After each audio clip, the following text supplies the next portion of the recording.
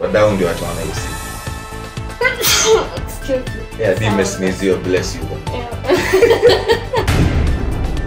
Hujambo, karibu sana katika makala ya Lulu Presents. Naam, YouTuber mashuhuri Georgina Njenga na mpenziwe wa zamani Tyler Mbaya wamefanyiwa uchunguzi na wapekuaji wa hapa mitandaoni.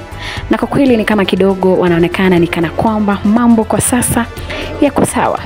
Hii ni baada ya fan moja kukagua na kuona ya kwamba wawili hawa kwa sasa wanafuatana pale katika mitandao ya kijamii na hasa yale ya Instagram. Ni taarifa ambazo zimefurahisha mashabiki wengi, kwani hizi ni habari njema.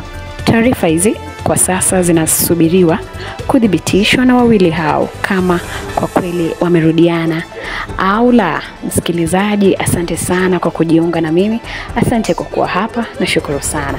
Ningependa kama wewe ni mgeni katika channel hii uweze kuhit that subscribe button ili pindi tu nitakapotoa habari zingine kama hizi utakuwa wa kwanza kujilisha. Ni hayo tu kwa sasa.